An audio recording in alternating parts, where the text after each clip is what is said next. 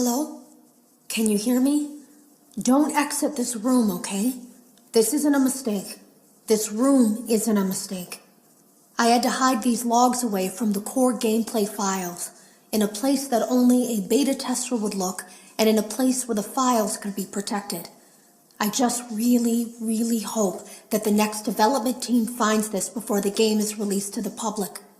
This game has some kind of malicious code in it that we haven't been able to fully contain or even understand for that matter. We're over budget and out of time. But that's not the reason that we're shutting down. Listen, I have to keep this short so the file size will be small enough to fly under the radar. There are more. They may not be in order. I saw it for the first time today. There was a character I couldn't make out who it was, standing at the end of the hall. I thought it was just bugged out, so I made a note of it and kept playing. But then it was looking in the window, and not like Chica or Bonnie would. It was like it was actually looking in the window, seeing what I was doing.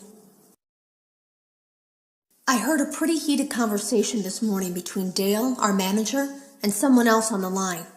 It really feels like this project is in trouble, in no small part because of the lawsuit, I'm sure. There has to be a lawsuit, there's no way there isn't.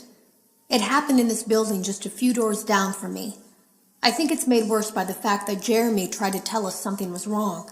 But as a dev team, we all just saw it as a challenge to find what the problem was and fix it. Who could have known that? I have to go. Have you ever heard of a guillotine paper slicer? It sounds made up, but it's an actual piece of office equipment. I didn't even know we had one in the supply room. I guess they're more common at businesses that do a lot of graphic design work. I remember seeing one when I was still in school, and even then, I knew how dangerous it looked. I was always afraid of losing a finger. That seems so silly now. Jeremy used to do design work. I guess that's how he knew it was there. The drawers have been emptied out. Someone was here.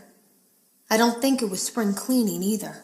No, there was plastic on the floor. Someone was definitely here during the night. It had to have been the client. I mean, they sent us that stuff in the first place with no explanation, told us to scan it, said it would expedite the process so we wouldn't need to program any pathfinding ourselves. It was a budget thing, I guess. It was just junk, circuit boards and things like that. Looked pretty old. Somehow, though, there was usable code on some of it. It seemed to take hold by itself.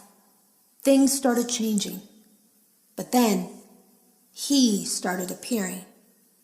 At least that's what Jeremy said. I came in early that morning. No one else was there. At least that's what I thought. The supply room was lit. I didn't even notice Jeremy standing in the testing room as I walked past. The supply room was so bright, glowing from all the way down the hall. Jeremy complained of nightmares when he came in this morning.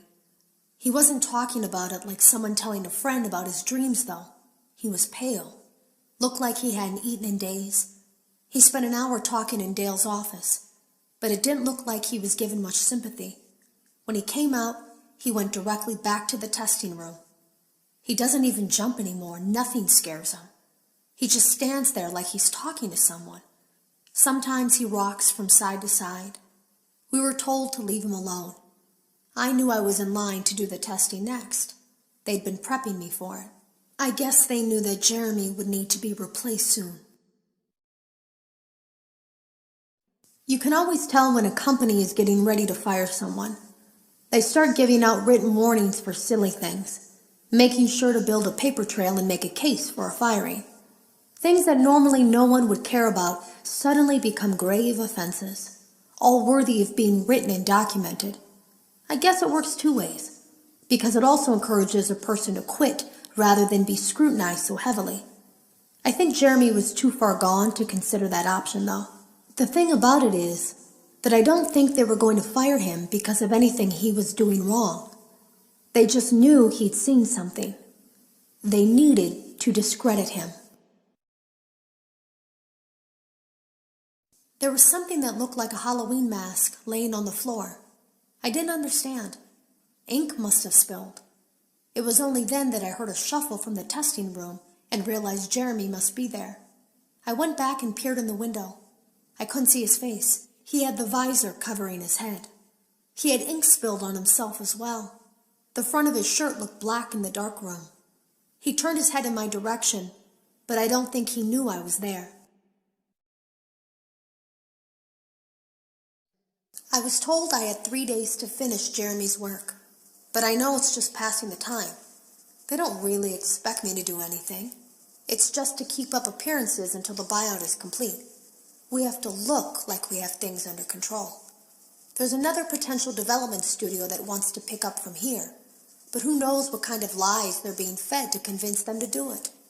Against my better judgment, I'm going to do my best to see what's here, make notes of it, and try to isolate where this thing is hiding. At least then the next person that tests this will have a chance of getting rid of it. Today was my last day of beta testing, and the anomaly that I've been seeing is nowhere to be found. But after inspecting some of the files, it seems that it's attached itself to these logs. My logs. That can't be an accident. So now I have to make a choice. Do I leave these logs here for you to find, or do I try to purge this thing myself by destroying the logs? I've chosen the latter. I can't delete them. By creating a protected area to store these logs apart from the game, I effectively gave this thing a safe place to hide itself. It's in here now. I may not be able to delete it, but I might be able to do something else now that it's attached itself. I have an idea. They lied to us. They lied to all of us. They told us that the whole point of this VR game was to undo the bad PR done by a rogue indie game developer who supposedly made up a bunch of crazy stories that tarnished the brand.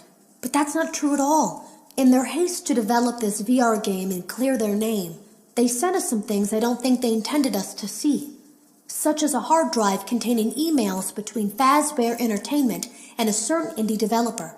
Fazbear Entertainment hired the game developer. Those indie games were designed to conceal and make light of what happened. This isn't just an attempt to rebrand. It's an elaborate cover-up, a campaign to discredit everything. I ran a fragmentation program on the area of memory that was storing these logs for you. I effectively broke the files into pieces and broke the anomaly along with it. That means that you won't have my warnings to guide you, but hopefully it also means that this anomaly, this virus, or whatever it is, will remain broken and unable to do more damage.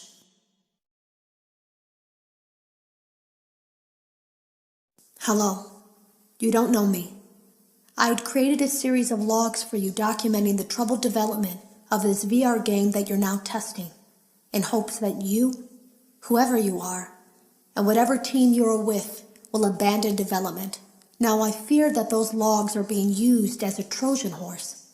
If you're unable to abandon development, hide all traces of these logs that I've created. I fear that finding them and reassembling them will also reassemble the very thing I've tried so desperately to destroy. There is a way to kill it. It wants to escape through someone plugged into this game. That's you now. You have to let it begin the process of leaving through you. Then use the disconnect switch that I've embedded by the main stage. Let it approach you. Let it begin to merge with you. Play the music and flip the switch.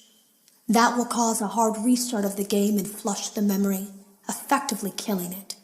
I hope. I don't know when it will come for you.